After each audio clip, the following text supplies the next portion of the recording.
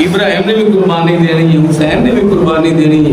फरमाया हुसैन की कुर्बानी ते इब्राहिम की कुर्बानी में फर्क है।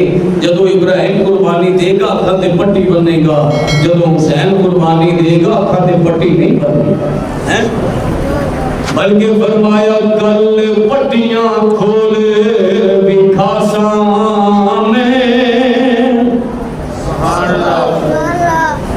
कल पट्टियां खोल विखा सामने।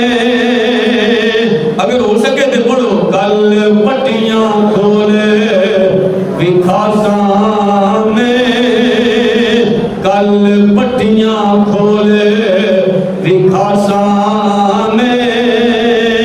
हत्थां ते लाल कुहासा में, कल पट्टियां खोल विखा सामने।